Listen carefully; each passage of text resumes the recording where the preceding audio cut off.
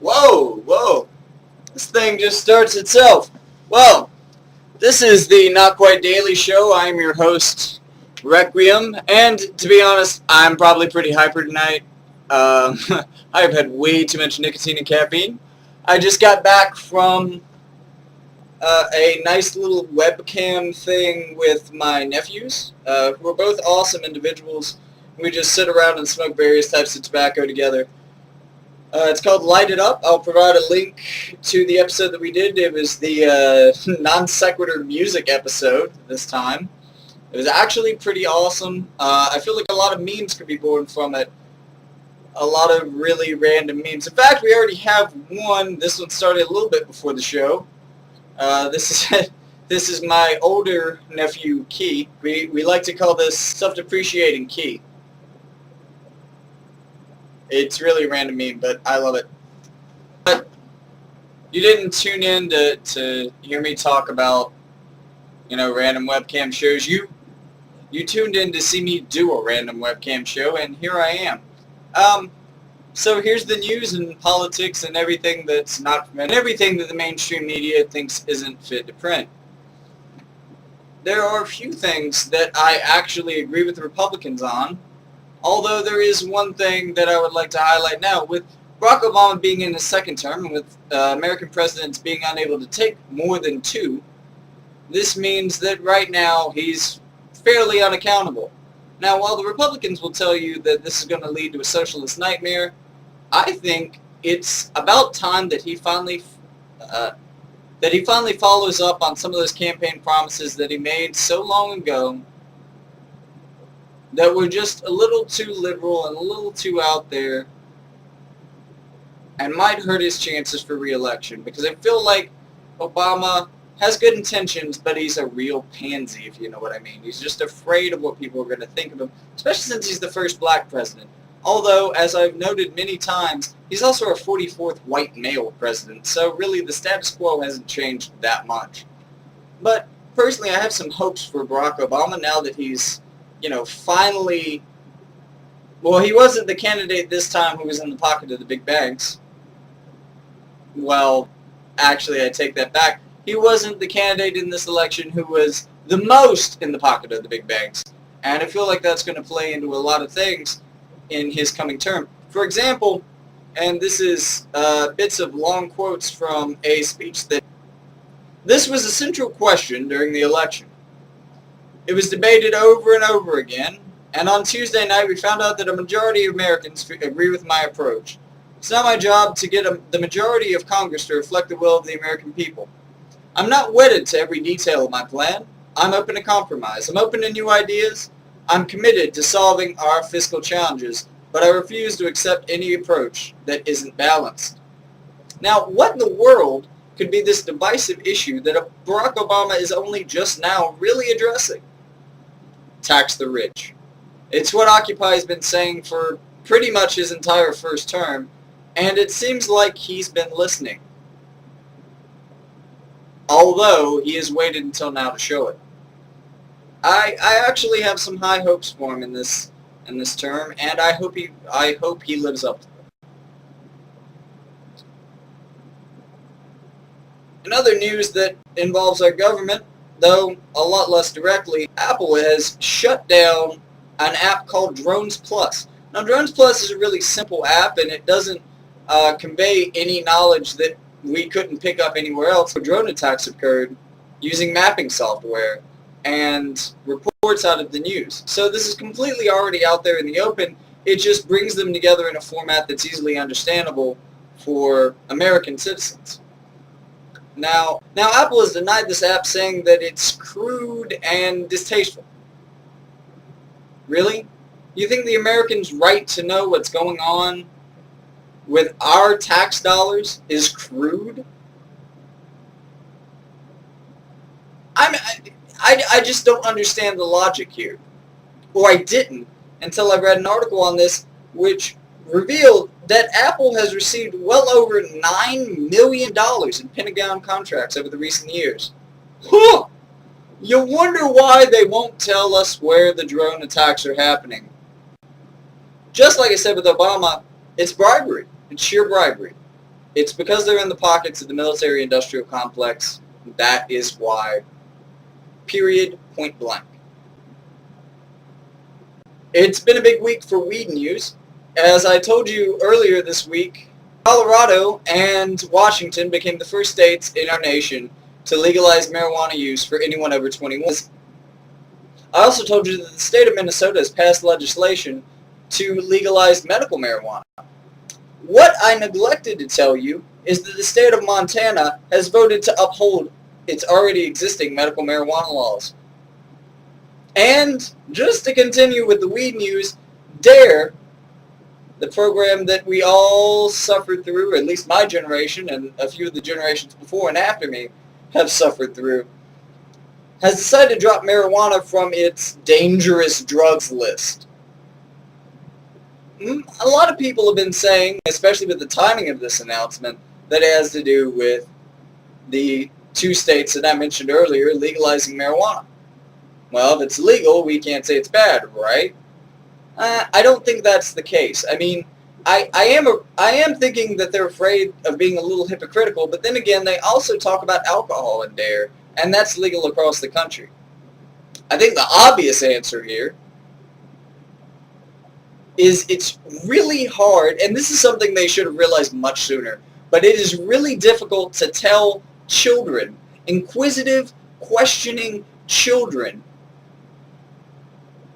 that a drug has the effects of euphoria and things like heightened appreciation for music with really no negative downsides except it makes you maybe a little tired, maybe a little hungry, and may raise your heart rate just a little bit. I mean, if you're any red-blooded, curious American, you're going to want to try that shit. And that's exactly what's happened, and there are statistics to prove that. I mean, I think if people got really graphic, like the recent, and by recent I mean about 4 years ago, Colorado's ad campaign against meth, if there was something like that in our D.A.R.E classrooms, yeah, nobody'd use meth. I mean, seriously, this is some graphic shit. Basically, what D.A.R.E is doing is just a half-assed job, and anybody who's been in a D.A.R.E program knows it, man. That shit just entices you. That shit just makes you want to do drugs. Like, wow, man, there's all these possibilities, ways to expand my consciousness and try things out. It's honestly a little too honest. And in the ways that it's not honest, they're obvious lies, and children can see through that much easier than we give them credit for. Also, speaking of Minnesota, as I did about 4 minutes ago, but, you know, who's counting? Minnesota has rejected a voter ID law, and I am so proud of them. The only scary thing is that of all the states that I heard about during election season talking about voter ID laws, the only one that I can confirm rejected it is Minnesota. Now, this could just be because the other states didn't actually go through with their asinine laws that they were proposing, but you never know. In other news, we may have a 51st state, which means you're going to want to buy a new flag, Patriots, and all of our politicians are going to have to buy new flag pins. Of course, at that scale, nobody's really going to notice the extra star or lack thereof. But there are some asinine things that go on in politics, and I'm sure a couple of them are going to buy new ones. What state is this? It's Puerto Rico. And why do I sound so speculative about this? Well, Puerto Rico has voted to become our 51st state, but this decision still needs to be approved by Congress. I'll get back to you when and if they become our 51st state. In California, Prop 37 failed, which would force companies to label their foods as containing GMOs. As many know, GMOs have been held to cause cancer in many studies, and many countries around the world have completely banned growth or cultivation of GMO crops, which is a great idea because it's just a springboard for allowing Monsanto to sue the crap out of farmers who innocently enough had their crops tainted by their patented product? How the fuck do you patent life? That's all I'm asking. Am I going to be a patented product next? And if so, who's going to own the patent? Because you can bet it won't be me. And that's the sad truth. So if you want to know how to help fight against Monsanto and keep your food fresh, safe, and accountable, there's a nifty little project called Label It Yourself that allows you to print your own and label your own products in stores around you. Because if the government won't do it due to excessive bribery from the multinational corporations, we're just going to have to do it ourselves. And, I mean, that's the way we have to protest. That's the way we have to take this. We have to take this not into the streets, but into the grocery stores now. And I will provide a link for this in the description. I also found an interesting link. It's a interactive report card of how your state representatives are doing in Congress. You really need to check this thing out. They've all been graded on their fairness and equality and how well they're doing their jobs. Finally, I have a fairly lighthearted story, although it's also quite serious. A liberal conspiracy has been uncovered in New York. Apparently, these dirty fucking liberals have been attempting to fatten up the homeless by giving them food and donating food to homeless shelters.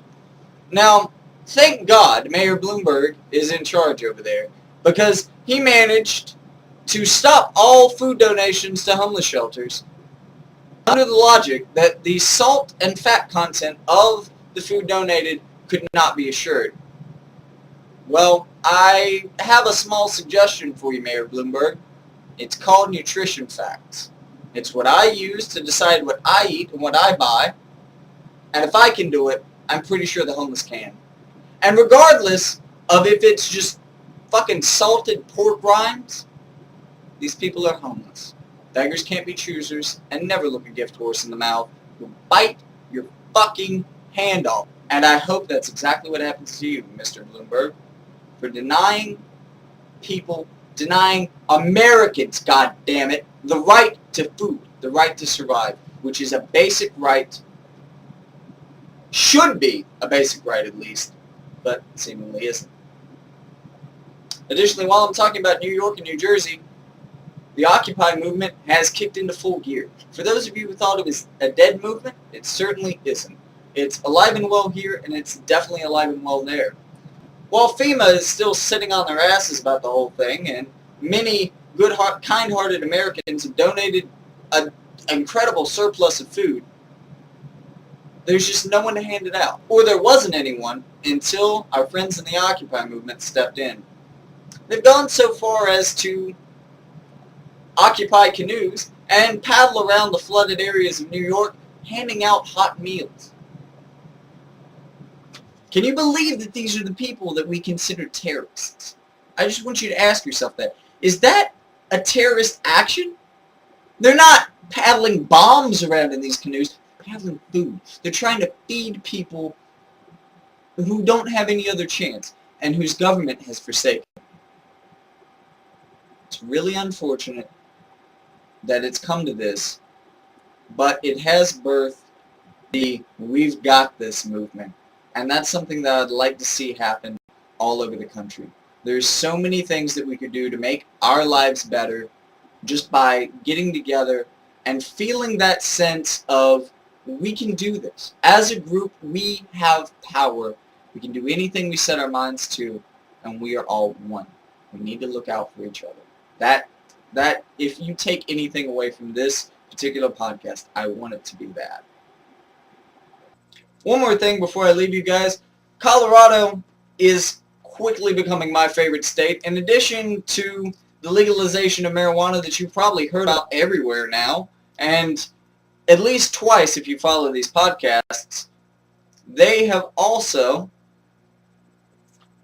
voted on restrictions for campaign donations. This is what America needs. Just remember, corporations are not people. And money is not speech. Money is bribery. Remember that. Remember that. I guess that's just about it for tonight's episode of the Not Quite Daily Show. I've been your host, Requiem. I look forward to seeing you again, and I hope that I'm in a little bit more of a lighthearted mood next time we speak. I just want you to have a good day, and I want you to open your eyes to the things that already exist around you. There are people who need help. There are people who need kind-hearted souls such as yourself, and I hope that you will recognize them in your lives. And that is all I have to say.